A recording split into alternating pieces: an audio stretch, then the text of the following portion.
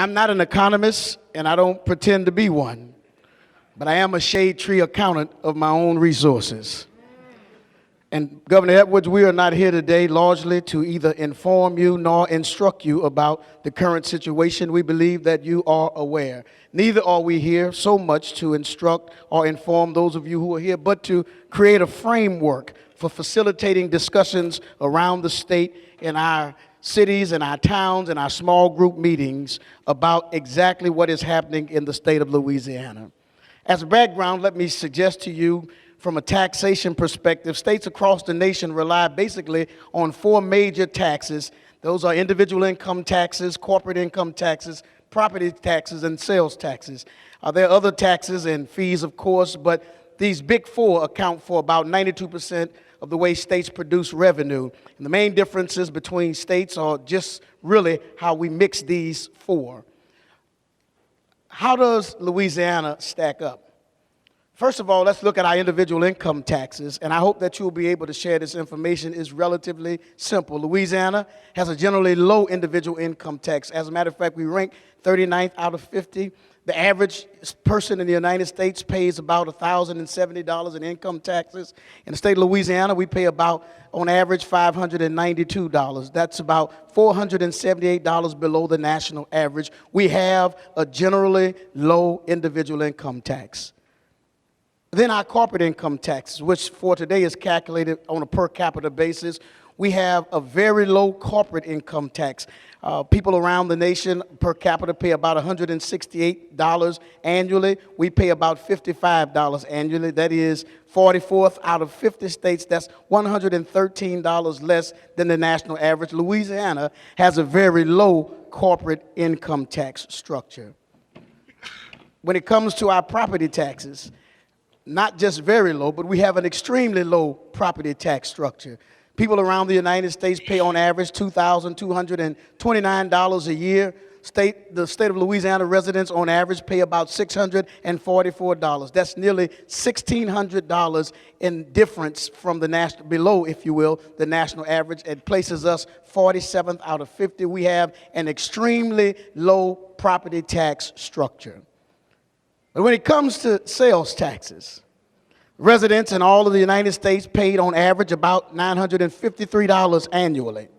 If you live in the state of Louisiana, you pay about $2,065 annually.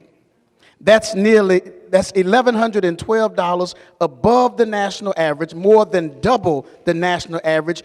Ladies and gentlemen, this is not a good announcement. We are first in the nation. With extremely high sales taxes, we are the highest in the nation. Why does that matter? I want you to soak that in for just a moment. We have low income tax structure, a relatively low overall tax burden, but a very high sales tax burden. What we wanted to talk about today was this big tax swap from 2008 to 2016. How has the state tax system changed? And more importantly, who's benefited and who's paid? We want to use this word. You hear this word regressive quite a bit. In a very simple terminology, the lower your income, the higher the rate of taxes you pay. That's an obvious incongruence, a converse relationship that basically says if you're poor, you pay more. Should I say that again? If you are poor, you pay more. Who paid in 2008? I want you to see this. By income group, the top 1% of earners in Louisiana paid about 4.2% of their income in local and state tax, while the bottom 20%, who make about $9,800 a year, paid 10.4% of their income. I don't know what the Webster's definition of ridiculous is, but here's an illustration.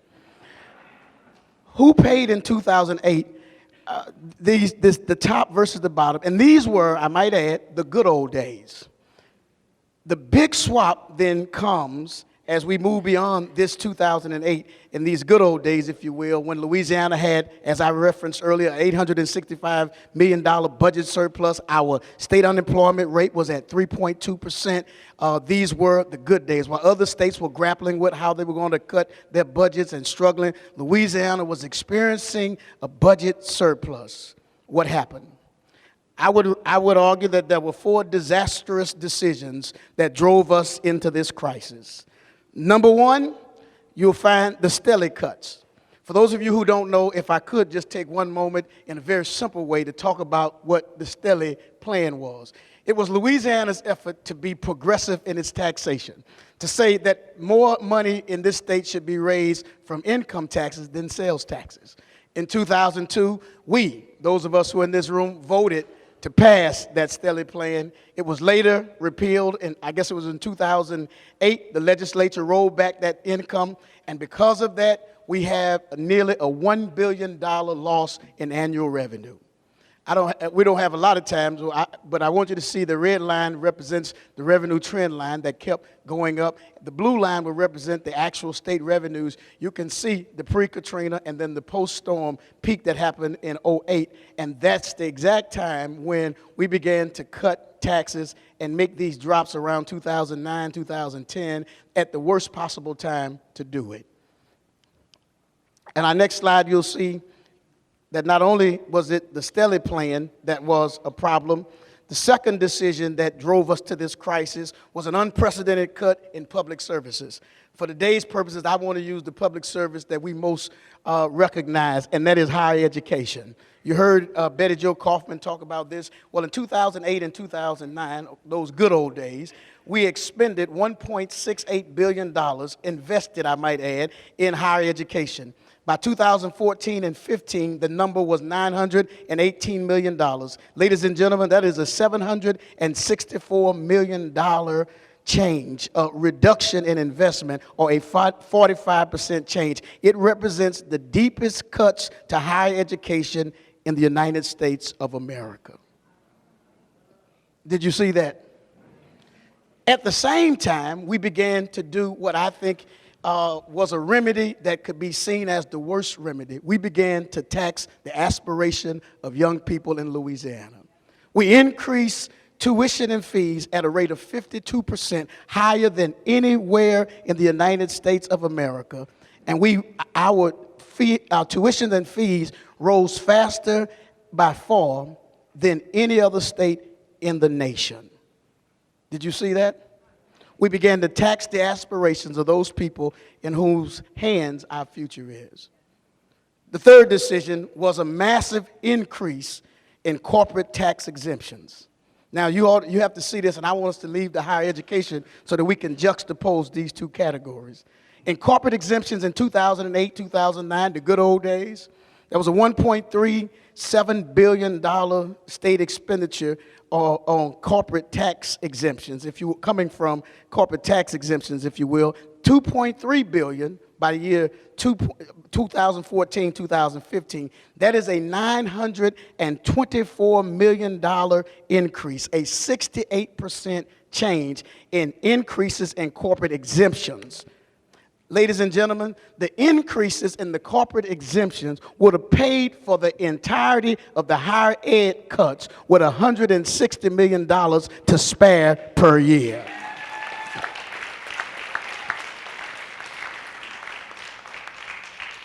There ought to be some sense. I heard Reverend Wesley talk about something earlier today, spiritual, and talk about being grieved in the spirit. But ladies and gentlemen, there ought to be a righteous indignation about being a state who has chosen to take this route.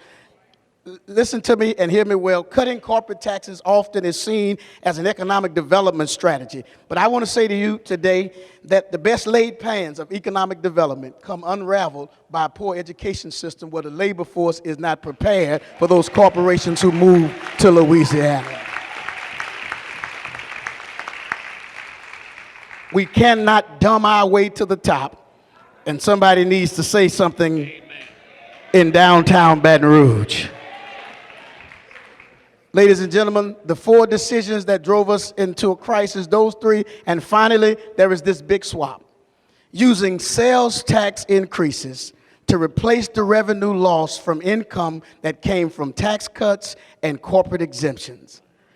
Cuts to progressive taxes dug the hole. When we increased corporate deductions, that cost us $1.1 billion in that hole. when we cut the stellar income tax rates that cost us $800 million in that hole. And we now seek to fill a $1.9 billion hole with a regressive tax increase. And ladies and gentlemen, we cannot sustain that. Swapping a more regressive tax to replace a less regressive tax is not just regressive, it's wealth redistribution from those who have the least to those who have the most.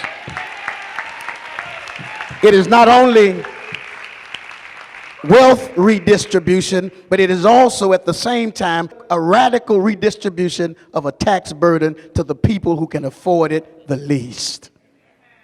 I want you to see Louisiana income growth distribution from 2009 to 2012. What's happening to wealth and income growth? Watch this. In 2009, 2012, we celebrate the fact that overall income in Louisiana grew by nearly 3%, 2.9%.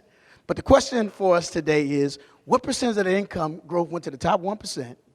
And what percentage of that 2.9% growth went to the other 99% of Louisiana households? What happened? I want you to see this.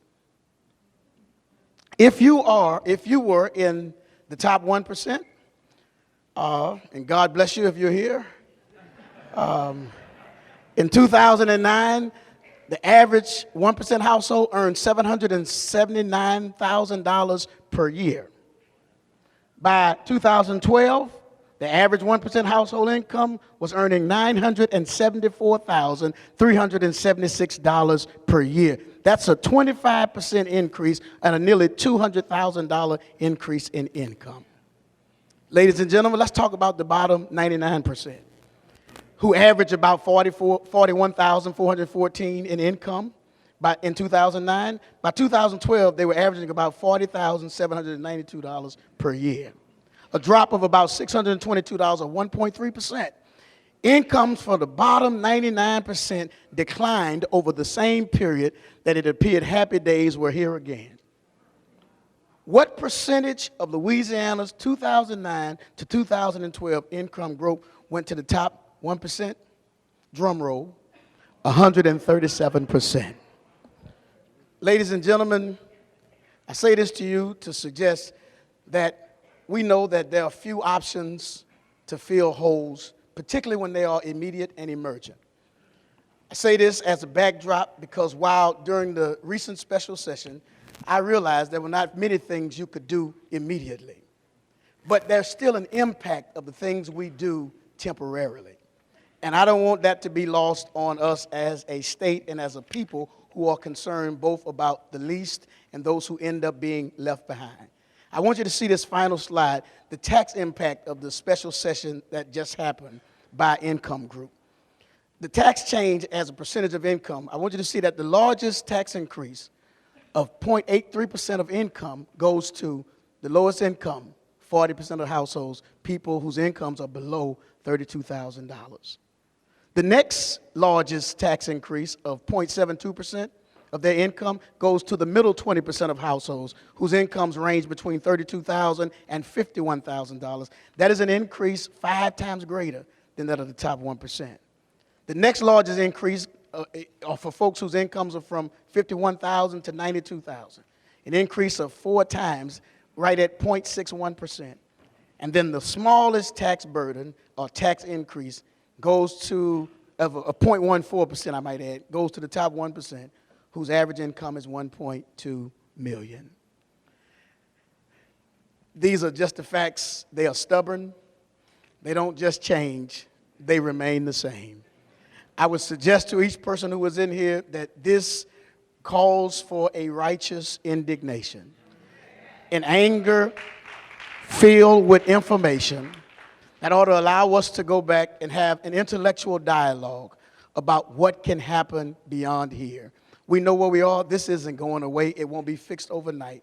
But it's a cause we must own. It's a cause that we must champion. It's a cause that will not go away because we will not go away as long as we are together, Louisiana. Amen.